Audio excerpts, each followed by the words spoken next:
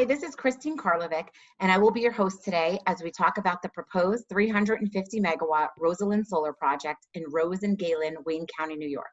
We have back with us today Kevin Campbell, the developer working on the project for EDF Renewables, to follow up on where we left off on our last podcast.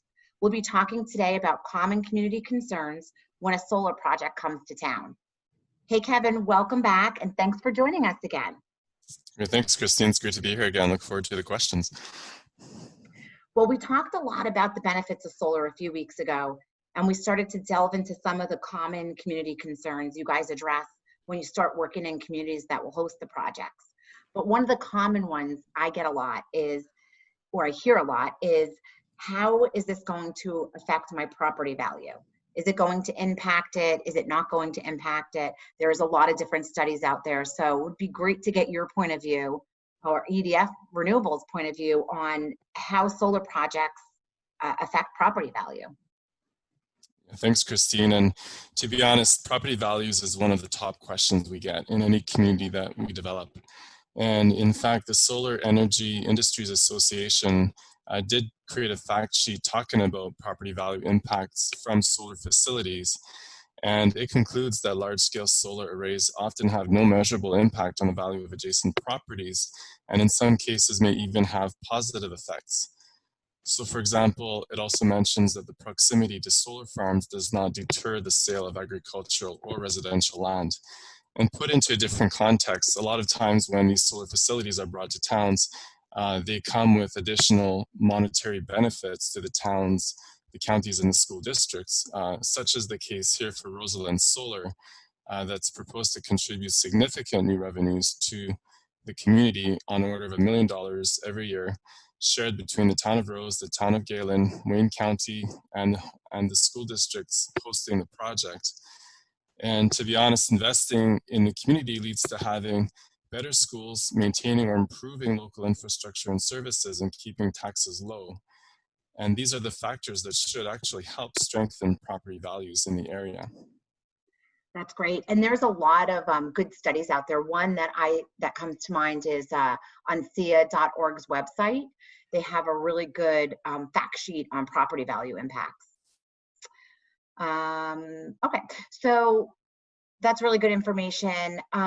What about aesthetics or, view shed impacts? I know people are really concerned about how is this going to look and how is this going to affect my view when I look out my window or when I'm driving into town. Yeah, and given the magnitude of the project, I mean, we're talking about installing solar panels on 2,000 acres of land, so it's not necessarily something we can hide from every perspective in the community. However, the solar modules typically are no higher than 12 feet off the ground. We do incorporate setbacks from neighboring homes and roads, but most importantly, we want to engage the community and develop a visual buffer around parts of the facility that are along roadsides or where there may be a home nearby one of the borders of the facility. And so typically those visual buffers are trees planted at maybe 2 or 4 feet high during construction. And then over time, over a 5 or 10 years into the project, the site is more and more buffered by that vegetation as it grows.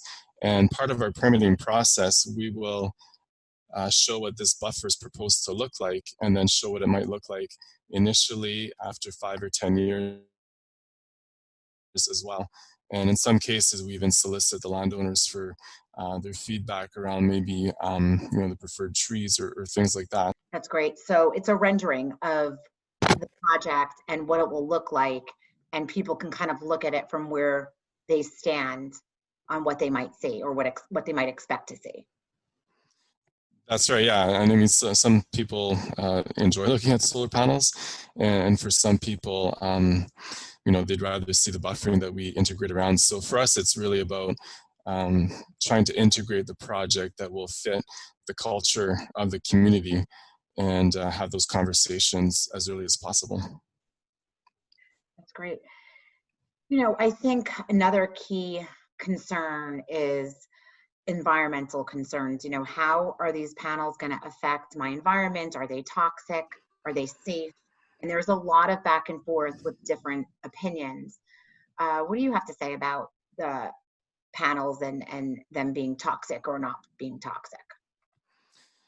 Yeah, we can talk about literature and different things, but I think a real life example is maybe the best proof that these solar panels are not toxic and don't cause contamination to the ground or the environment around the installations. So, for example, one of our oldest utility scale solar facilities in North America is more than 10 years old now and is in operation just west of Ottawa, Canada. So it's been in operation for 10 years on 200 acres of land. And in the past 3 years, we've had sheep grazing vegetation among the solar panels. So there's been 300 sheep there on the 200 acres. As well, we have an apiarist who's working with us, and they've been able to produce about 300 jars of honey every year from their bees foraging the site. And we all know that bees are very sensitive to their environments and sensitive to contamination as well. So now if we turn into academia, to respond to the concern about leaching of pollutants from solar panels, there's a paper from the University of North Carolina exploring the toxicity of silicon-based PV panels. And it concludes that silicon-based PV panels do not pose a material threat to public health and safety. And as a matter of fact, the equipment that we're proposing here for Rosalen Solar is the same type of equipment that is installed on homes and schools. And so people live very close to this equipment, and it really does not pose a harm to public safety and health. And it doesn't even contaminate the soil, so the soil can be returned into agricultural production once the facility is removed without the concern of toxicity or chemicals in the soil. It's very clean. Okay, that's great. What about when the project is decommissioned? What happens to the land? Who's responsible for it? Who pays for it? I know we get a lot of questions about decommissioning and the cost of it and the guarantee of it. Yeah, and actually that's one of the first topics we talked about when we came to the area. People were asking us about decommissioning and what we would do. So after having those conversations, it was clear to us that we would need to put up a decommissioning security in favor of the town of Rose and the town of Galen before the project even started operating. And so that would secure the funding necessary to remove the project at the end of life. And this is a security maybe in a letter of credit that's held with a reputable bank and that the town is able to draw upon in the event that whoever the site owner is at that point in time cannot decommission the site on their own for some reason. So that's very important.